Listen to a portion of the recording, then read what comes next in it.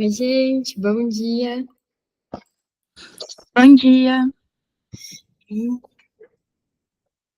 Bom dia. Bem, a gente está na página 360. Veja se todas se acham aí. E vamos começar do parágrafo, apesar de todas as suas angústias. Veja se vocês se acham aí, se a gente pode começar. Se alguém tiver o número da página no PDF, coloca aqui também, por favor. Vou começar, tá bom? Apesar de todas as suas angustiadas reservas, Freud continuava a assumir a causa das potências centrais e ficava com a inquebrantável confiança de Jones na vitória final dos aliados. Ele escreve sobre a guerra como um verdadeiro ângulo, queixou-se Freud a Abra em novembro de 1914. Afundem mais alguns superencouraçados ou realizem alguns desembarques. Do contrário, os olhos deles não vão se abrir. Vivi, no livro físico, a gente está na página 360. Os ingleses, pensava ele, estavam animados por uma arrogância incrível. Advertiu a Jones que não acreditasse no que os jornais diziam a respeito das potências centrais. Não se esqueça de que agora há muitas outras mentiras. Não estamos sofrendo nenhuma restrição, nenhuma epidemia, e estamos com boa disposição. Ao mesmo tempo, ele reconhecia que eram tempos miseráveis. No final de novembro, não mais parecendo um tendencioso estrategista amador, Freud fez uma declaração pungente de desespero contido a Lô André Salomé. Não tenho dúvidas de que a humanidade vai superar esta guerra também. Mas tenho, por certo, que eu e meus contemporâneos não veremos mais o mundo com alegria. É vil demais. O que ele achava mais triste era que as pessoas estavam se comportando exatamente da forma que a psicanálise teria predito. Era por isso, disse Freud a ela, que nunca havia partilhado de seu otimismo. Ele passara a acreditar que a humanidade não é organicamente adequada a essa cultura. Temos de abandonar o palco e o grande desconhecido, pessoa ou coisa, algum dia repetirá tal experiência cultural com uma outra raça. Seu estilo é um pouco carregado, mas reflete seu desalento e dúvida crescente em relação à lealdade estereotipada para com a sua causa germano-austríaca. Tão pouco tardou para que Freud começasse a se perguntar se essa causa, independente do mérito que pudesse ter, possuía um grande futuro. O desempenho inexpressivo dos exércitos austríacos contra os russos fez com que começasse a pensar. No começo de setembro de 1914, depois de apenas um mês de batalha, ele havia dito a Abram: na verdade, as coisas parecem estar indo bem, mas não há nada decisivo, e renunciamos à esperança de uma decisão rápida da guerra, através de vitórias esmagadoras. A tenacidade se tornara a principal virtude. Logo, o próprio Abraham permitia que uma certa prudência invadisse suas cartas. No front, escreveu a Freud no final de outubro: são dias duros, mas em geral continua-se cheio de confiança. Era um novo tom para o caro otimista incurável de Freud. Em novembro, Abraham informava que o ânimo em Berlim era um momento de expectativa muito positivo. A essas alturas, Freud tinha deixado de ser positivo ou de ter expectativas. Não há fim à vista, disse a Eichton no começo de janeiro de 1915. Continuo a pensar, escreveu melancolicamente, alguns dias depois, que é uma longa noite polar e deve-se esperar até que o sol nasça outra vez. Sua metáfora era prosaica, mas extremamente adequada. A guerra se arrastava. Recusando-se a dar crédito às constantes previsões bem-intencionadas de Ernest Jones sobre uma vitória dos aliados, Freud aferrou-se a seu morno patriotismo. Em janeiro de 1915, agradecendo os votos de Ano Novo de Jones, ele repetiu uma advertência anterior. Eu lamentaria pensar que o senhor também acredita em todas as mentiras espalhadas contra nós. Estamos confiantes e continuamos firmes. Intermitentemente, ele recarregava as baterias enfraquecidas de sua fé no valor dos alemães, celebrando as notícias de suas proezas. Em fevereiro de 1915, ainda esperava a vitória das potências centrais e permitiu-se um momento de otimismo.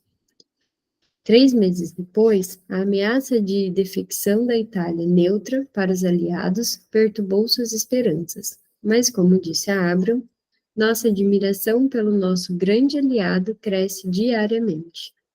Em julho, ele atribuiu nada menos que sua maior capacidade de trabalho a nossas belas vitórias. Mas no verão de 1915, apesar das grandes operações militares em todos os frontes, os adversários tinham chegado, havia muito tempo, a um impasse arrastador, cujo desgaste era tão sangrento quanto a batalha mais feroz. E as batalhas também continuavam a cobrar seu alto preço, enquanto os comandantes ordenavam ofensivas tão onerosas quanto inúteis. Os rumores de que haverá paz em maio não diminuem, disse Freud a Firenze no começo de abril de 1915. Evidentemente, surgem de uma profunda ânsia, mas a mim parecem absurdos. Seu habitual pessimismo não iria mais ser desmentido. Se essa guerra durar outro ano, como é provável, escreveu a Firenze em julho, não vai sobrar ninguém que tenha estado presente à sua deflagração. Na verdade, ela iria se prolongar por mais de 3 anos, cobrando um tributo do qual a Europa nunca se recuperou inteiramente. Deixa eu ver aqui o que vocês mandaram. Beleza. Para um sonhador como Freud, era inevitável que Martin, Oliver e Ernest invadissem sua vida noturna. Na noite de 8 para 9 de julho de 1915, ele teve o que chamou de um sonho profético, que tinha conteúdo manifesto, muito nitidamente, a morte de seus filhos, Martin em primeiro lugar. Aqui tem uma nota que diz, sobre outro trecho desse importante sonho, ver a página 174. Poucos dias depois, Freud descobriu que, no mesmo dia em que teve esse sonho, Martin fora realmente ferido no fronte russo, mas, felizmente, apenas de leve no braço. Isso fez pensar, como às vezes fazia, se os relatos sobre as ocorrências misteriosas não mereciam, de fato, ser investigados. Até ele, ó, fica na dúvida se o sonho diz ou não diz alguma coisa. Alguma coisa da ordem do sobrenatural. Que diz alguma coisa, a gente sabe que diz, né? Sem nunca se declarar convencido, Freud havia assumido, durante alguns anos, um interesse reservado e hesitante por tais fenômenos. É aquilo, eu não acredito em signo, mas não custa saber umas características. A mente humana, como ele tinha boas razões para saber, afinal, era capaz de peças extravagantes e inesperadas como esta. Mas, à medida que se passavam os meses e a guerra continuava, Freud refletia não tanto sobre a estranheza da mente, mas sobre as profundezas a que podia descer a humanidade. A guerra parecia um amontoado de atos sintomáticos desagradáveis, uma aventura horripilante na psicose coletiva. Era, como ele havia dito, a Frau Lohn, viu demais. Por isso, em 1915, falando por si e por outros europeus racionais, Freud publicou um par de artigos sobre a desilusão gerada pela guerra e sobre a atitude moderna em relação à morte. Uma elegia por uma civilização que se autodestruía. Tínhamos suposto, escreveu ele, que na medida em que existiam nações em planos econômicos e culturais diferentes, algumas guerras podiam ser inevitáveis. Mas ousamos esperar algo mais. Esperar que os líderes das grandes nações da raça branca com domínio mundial, que estavam ocupadas com o cultivo de interesses de amplitude mundial, seriam capazes de acertar conflitos de interesses por outras vias. Jeremias havia proclamado que a guerra era a sina do homem. Nós não quisemos acreditar, mas como imaginamos uma tal guerra, se tivesse de vir. Seria um caso de bravura, poupando os civis, um duelo cavalheiresco. Era uma percepção aguçada. A maioria dos que ansiavam pelo poder purificador de uma grande guerra tinha em mente uma versão antisséptica e romantizada de batalhas travadas havia muito tempo.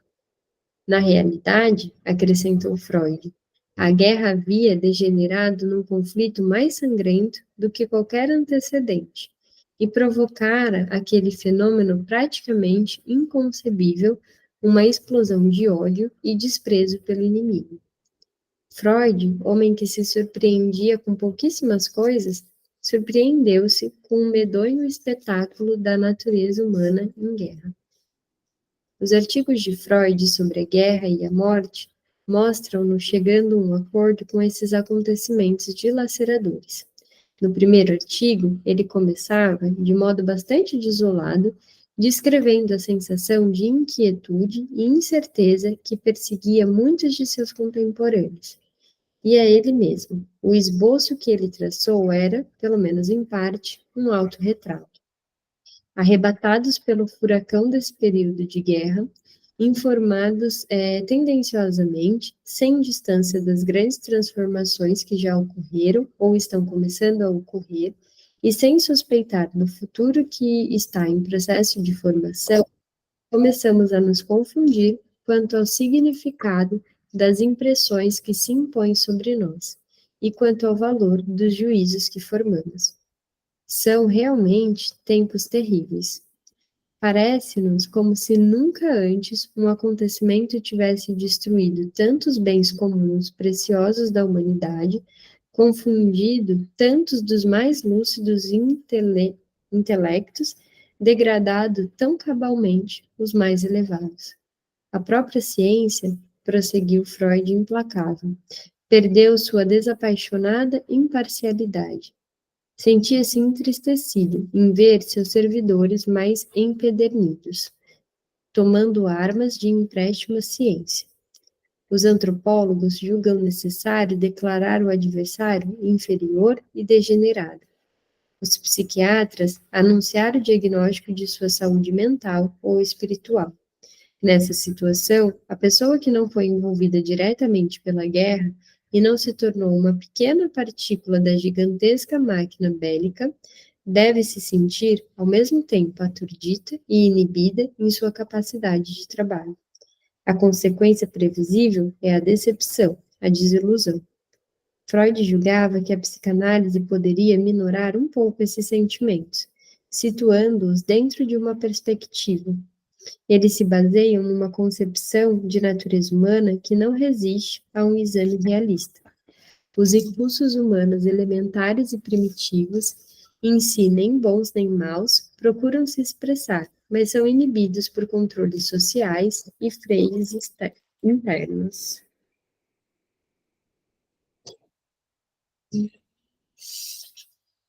Esse processo é universal, mas a pressão da civilização moderna para controlar as pulsões foi excessiva, e excessivas foram suas expectativas quanto ao comportamento humano.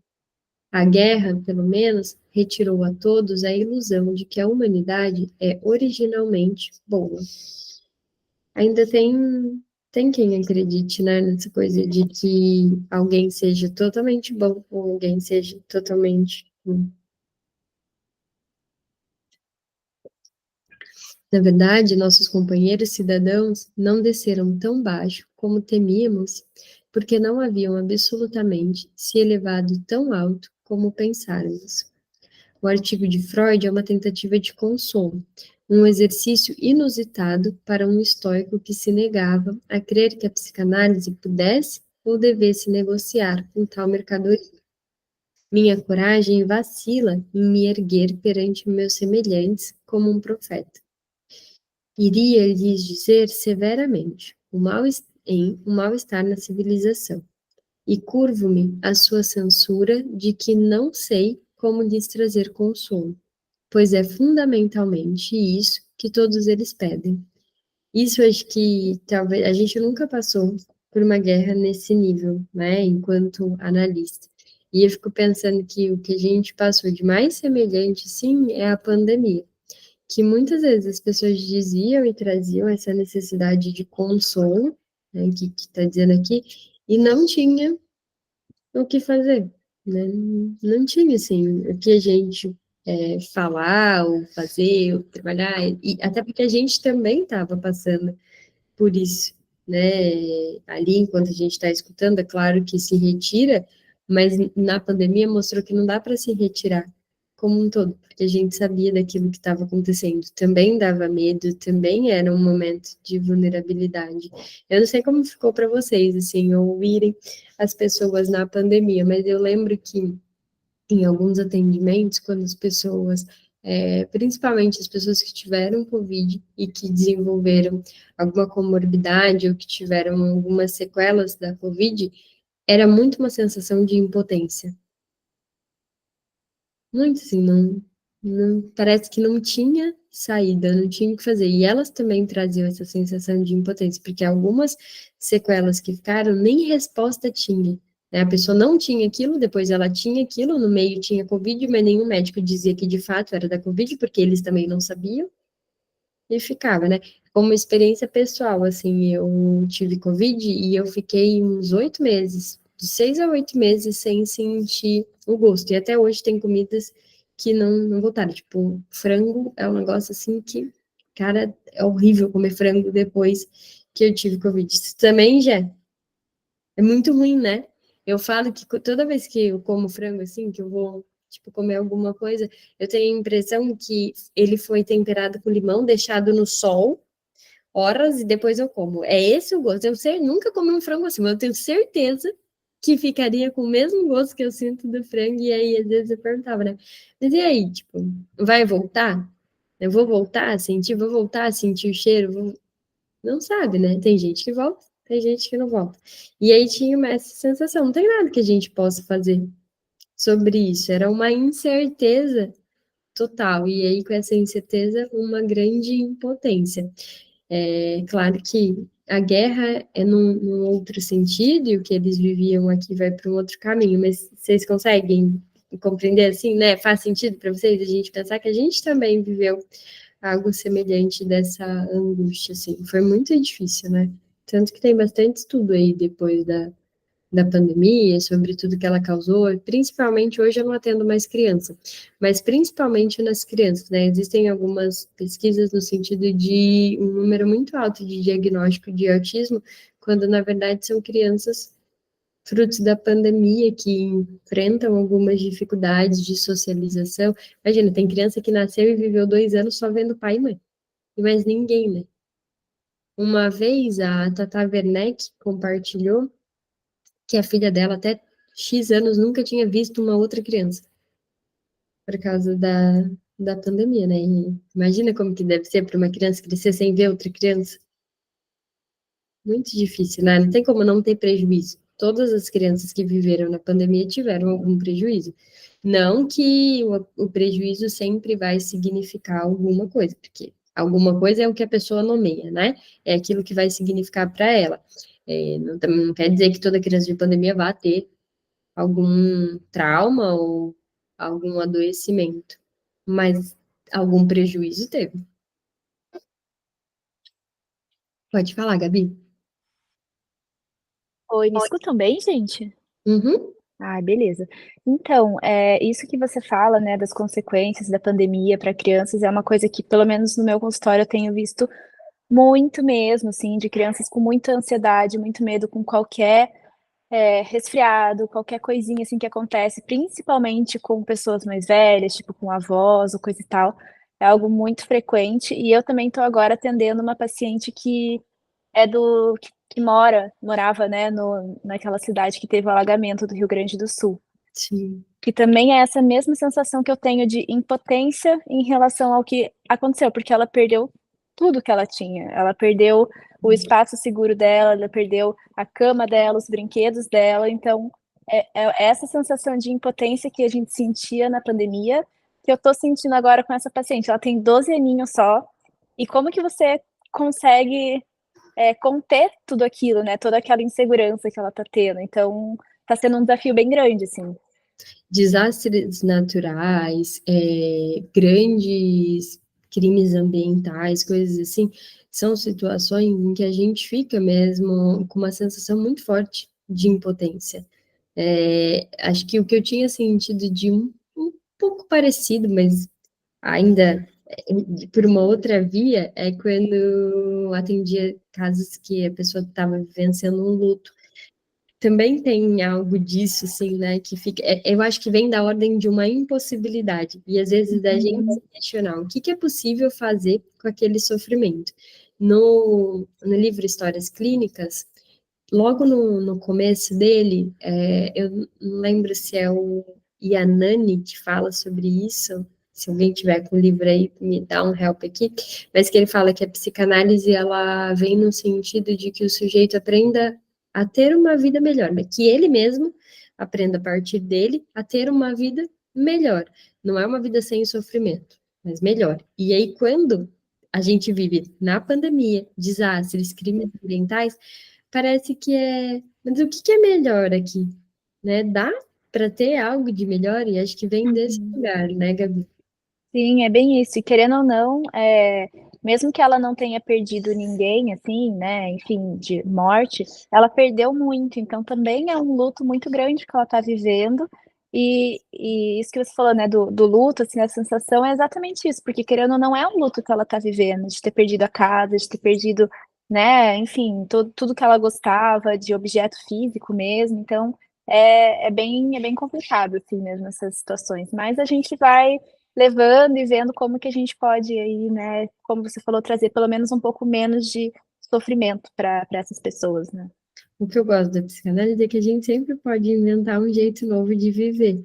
Existe isso. Uma vez eu estava supervisionando um caso e aí a psi trouxe uma fala, né, da pessoa que ela atendia, que bem pontual, que ela dizia assim, mas apesar de tudo, eu tenho esperança. E aí, essa esperança possibilita que a pessoa continue vivendo, porque é isso, apesar de tudo, se você tem esperança, existe possibilidade de alguma coisa. Se você perde tudo, mas você tem algum. Se a gente sente ali que tem uma esperança, que tem ainda alguma força de vida, então tem possibilidade de mudar. Acho que a gente consegue, né, a partir do nosso trabalho, fazer isso, ver isso, lidar com isso, mas situações em que tem morte e que se perde, a morte não de alguém só, mas de alguém, de alguma coisa que seja muito importante para a pessoa, são situações bem, acho que incapacitantes mesmo, mas tem possibilidade de fazer algo. Gabi, pode falar. Eu tenho um paciente jovem que ele é autista. E aí, na pandemia, o diagnóstico dele chegou meio que para aumentar, assim, porque ele ficou sem contato com ninguém. Então, depois que acabou a pandemia, foi possível ele sair de casa e começou o emprego, começou a faculdade. Então, hoje, ele fala que, por um momento, ele achou que ele era incapaz de tudo, que foi ali durante os anos da pandemia, porque ele não falava com ninguém, não saía de casa, só via a mãe e o irmão. E aí ele fala que foi um abrir os olhos, né?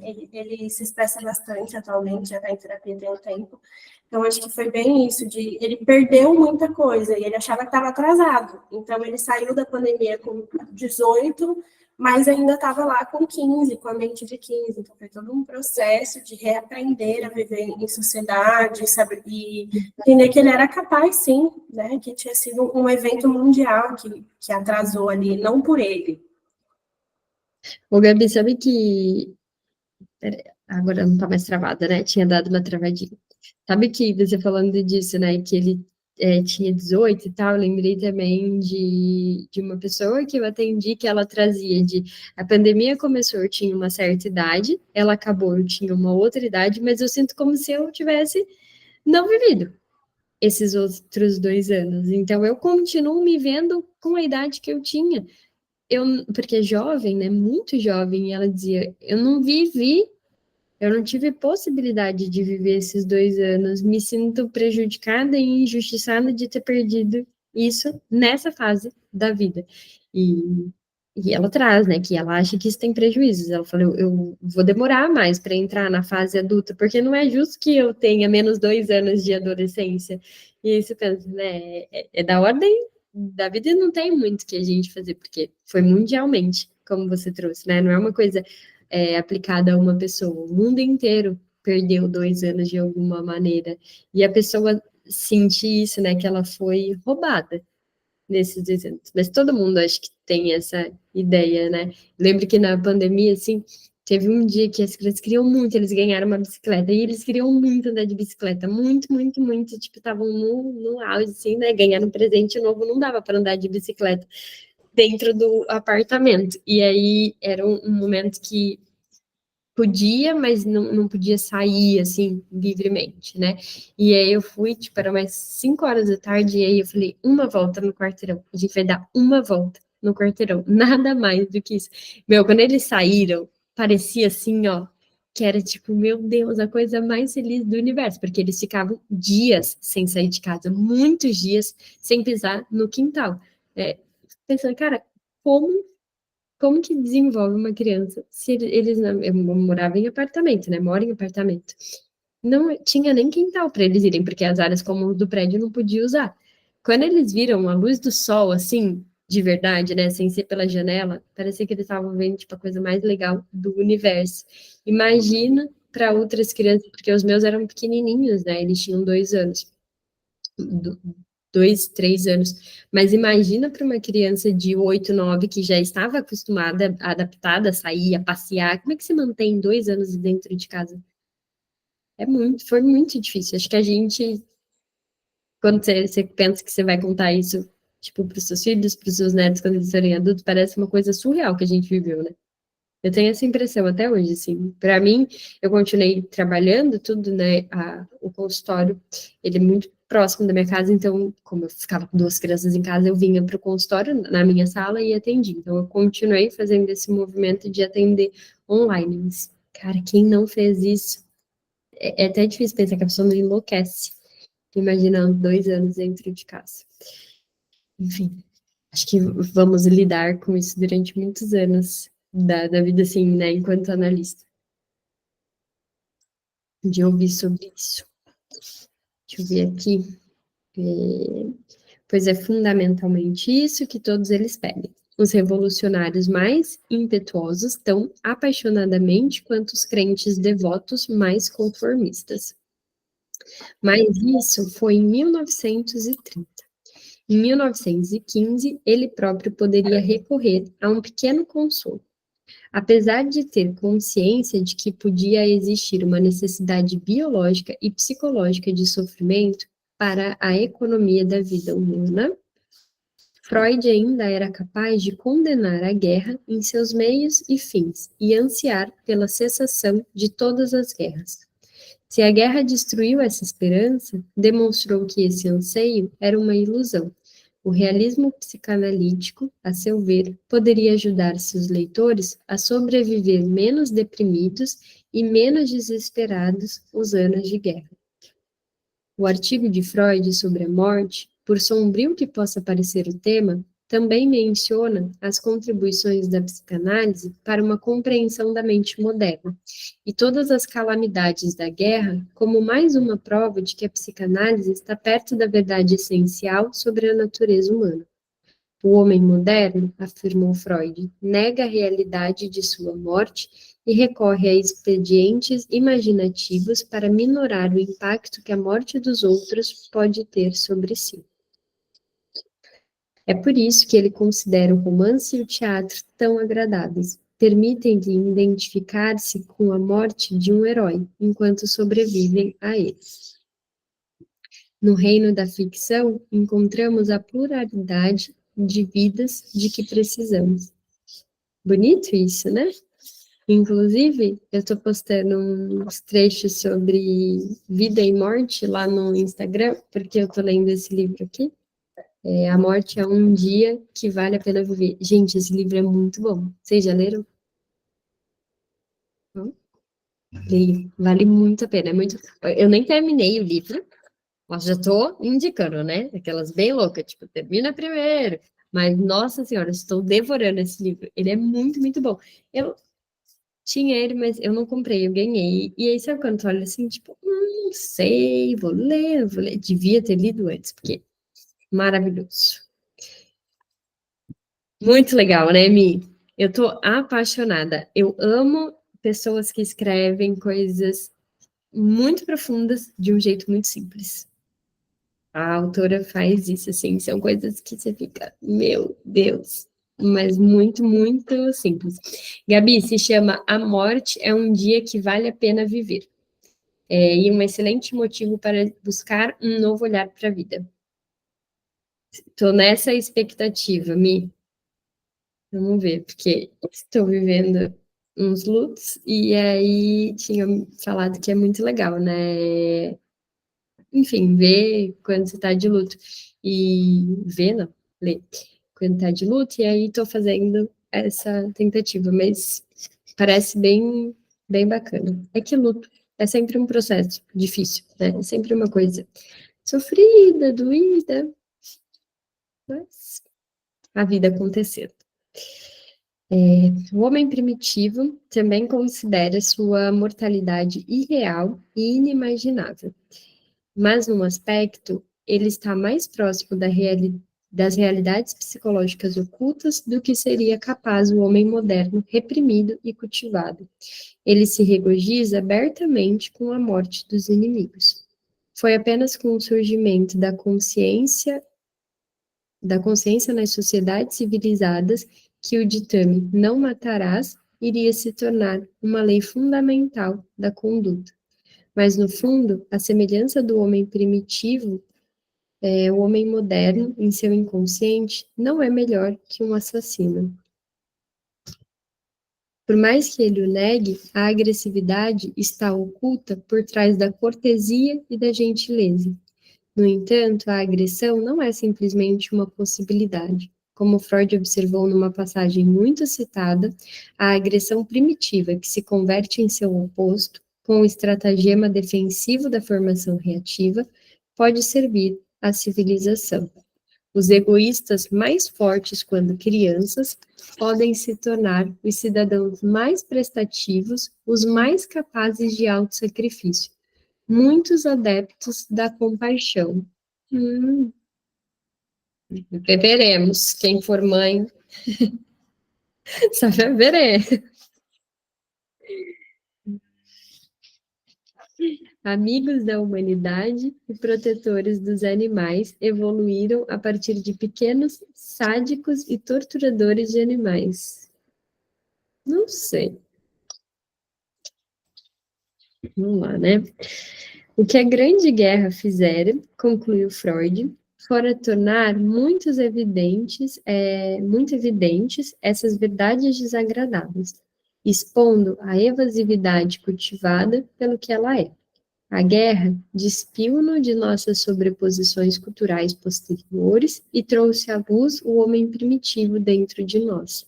Esse desnudamento pode ter sutilidade.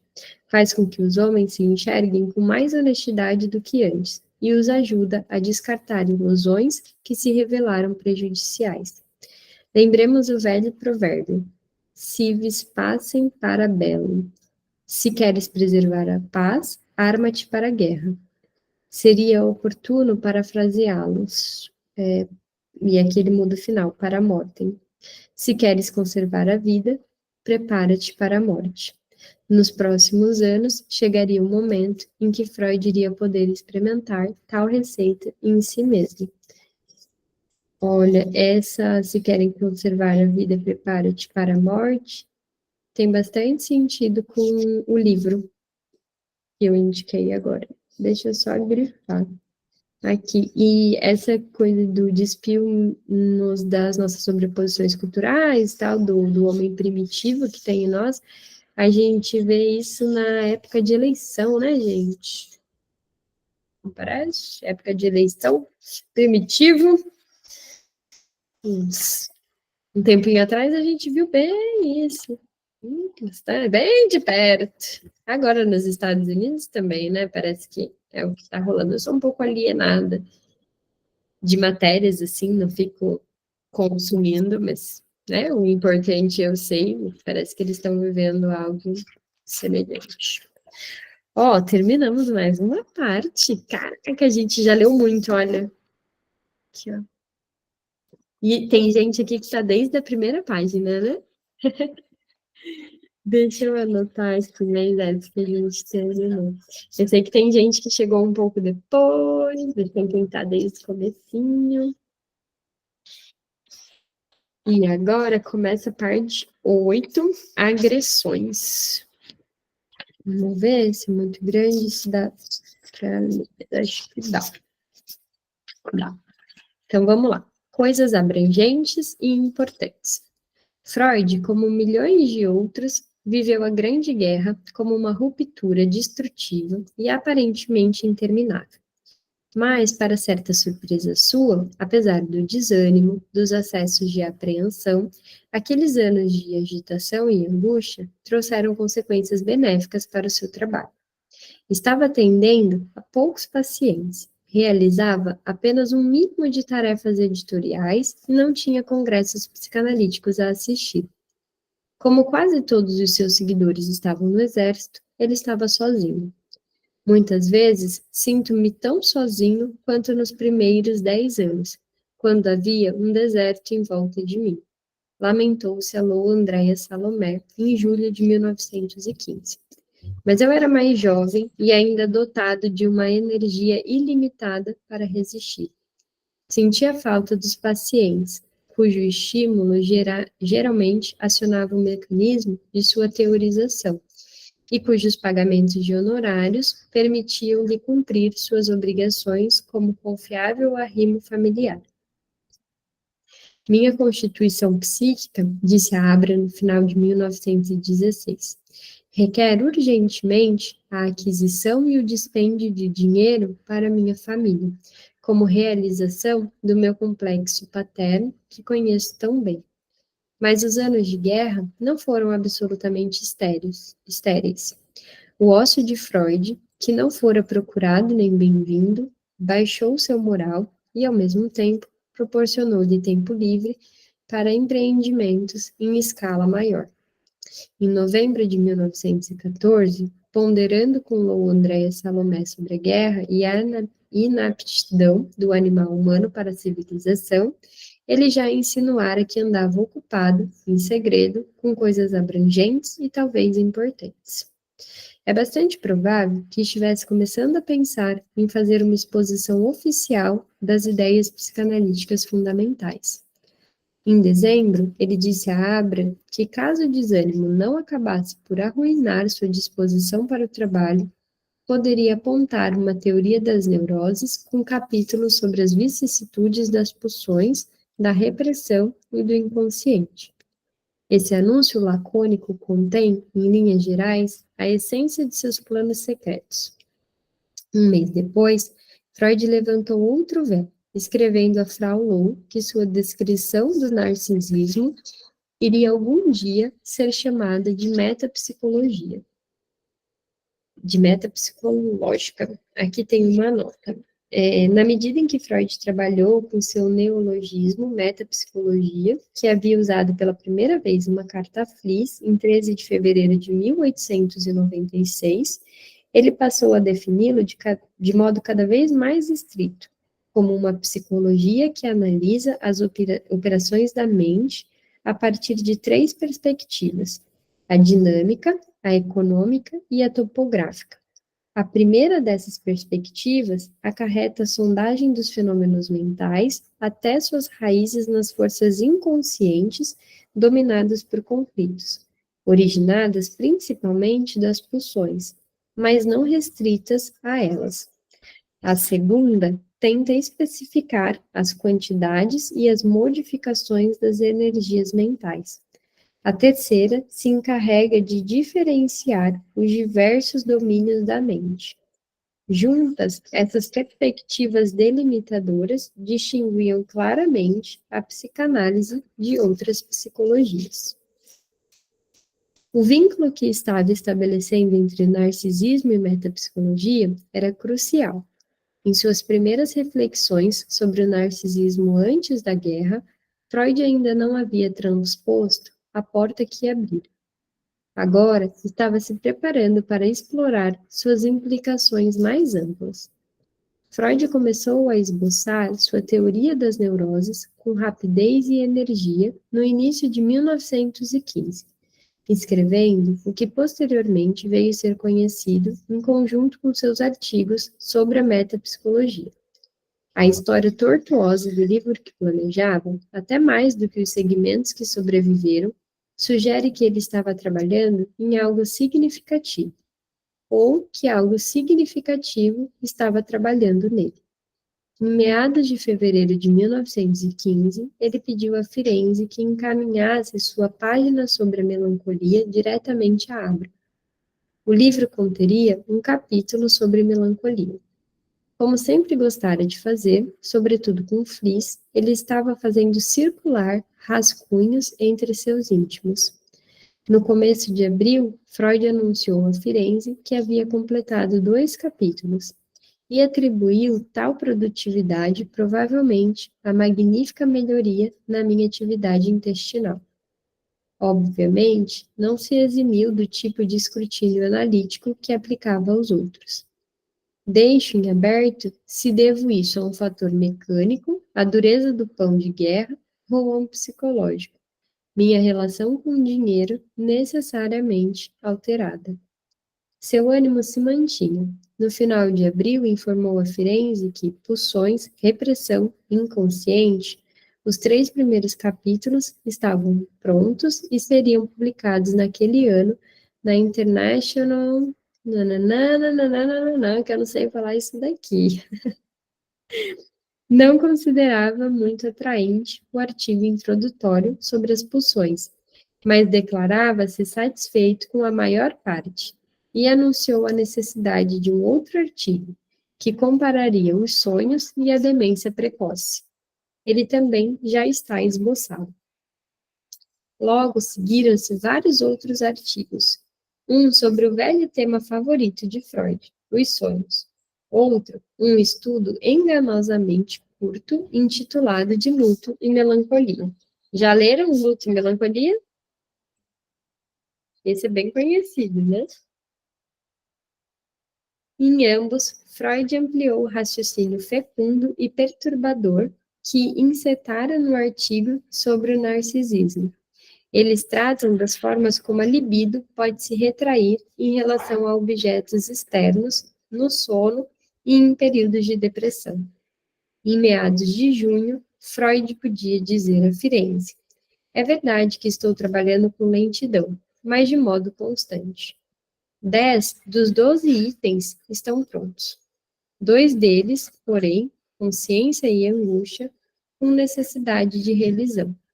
Acabei de concluir o artigo sobre a histeria de conversão, neurose obsessiva e síntese da neurose de transferência ainda está faltando.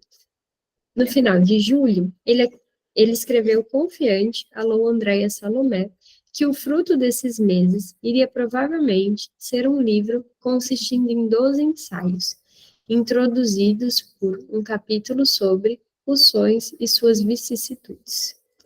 Acrescentava que acabou de ser concluído, exceto pela reelaboração necessária. Guerra ou não, parecia que o livro de Freud sobre a metapsicologia iria ser publicado sem grandes delongas. Como Freud havia dito a Fliss, em março de 1898, a metapsicologia pretendia explicar aquela parte de sua psicologia que ia além, ou, como ele colocava, por trás da consciência. Obviamente, sua intenção era de que o termo tivesse uma força polêmica.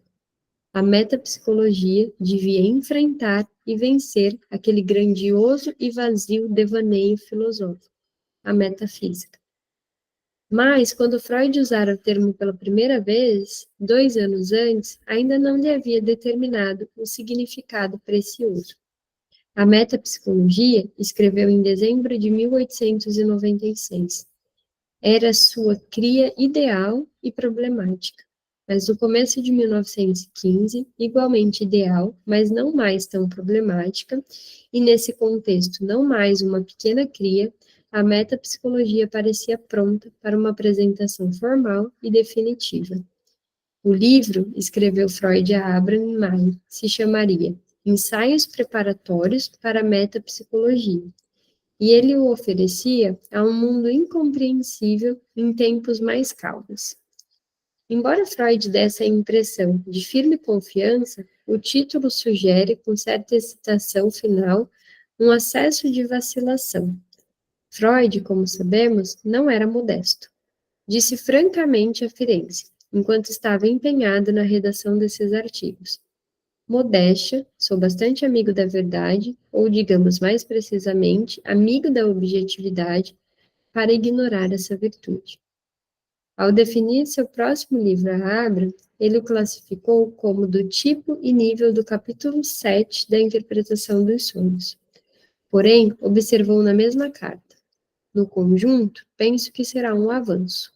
Evidentemente, o título cauteloso que ele propunha apenas confirma isso. Freud tinha uma vaga ideia de que o livro, em via de conclusão, representava tanto um ponto de partida quanto um retorno a teorizações passadas. Poderia ser obsoleto no momento em que fosse publicado. Na verdade, os artigos de Freud sobre a metapsicologia conservam mais do que um interesse histórico. Se os tivesse escrito nos anos 1920, teria exprimido uma série de coisas de maneira diferente, e mesmo visto uma série de coisas de outra forma. Teria acrescentado material novo. Mas, apesar de toda essa remodelação, o edifício da psicanálise se manteria reconhecível. Entre os artigos que Freud finalmente decidiu publicar, o primeiro, sobre as pulsões, provavelmente teria exigido a revisão mais profunda, pois, como sobre o narcisismo, havia deixado incomodamente claro sua distinção entre pulsões de ego e pulsões sexuais se mostrava insustentável. De fato, no artigo de 1915 sobre as pulsões, Freud admitiu francamente que seu arranjo provavelmente exigiria ser repensado. Ele não pode pretender a importância de uma premissa necessária, sendo, por contrário, uma mera construção auxiliar, que deve ser mantida apenas enquanto se mostra útil.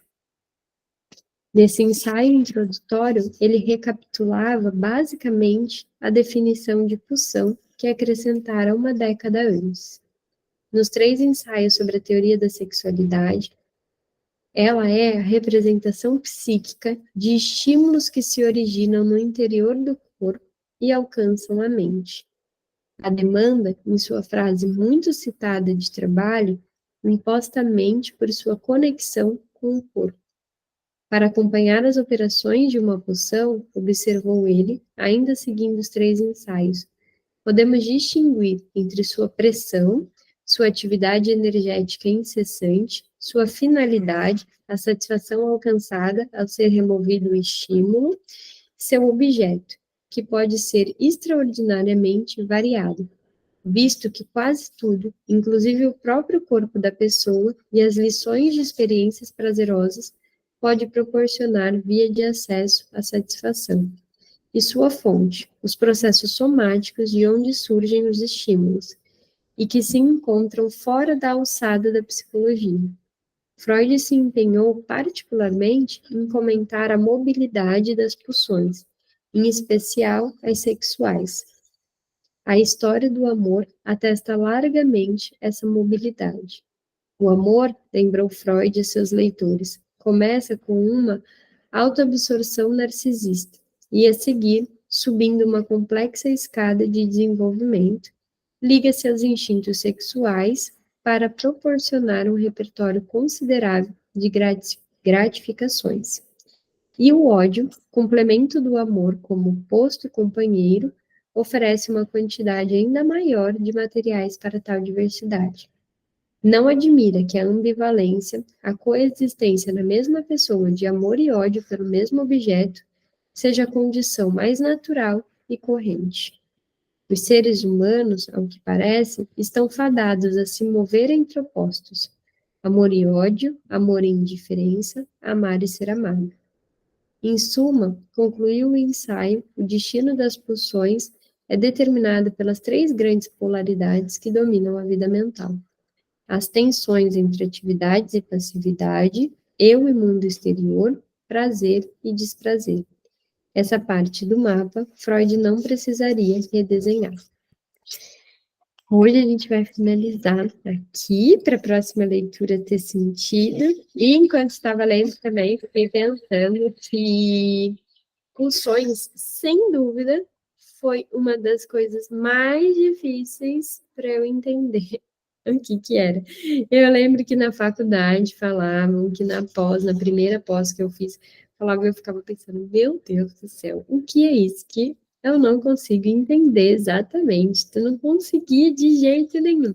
E aí, se a pessoa começa lendo o artigo, né, tem até o livro da Autêntica, que fala, sem ter feito outras leituras fundamentais, meu, é muito difícil.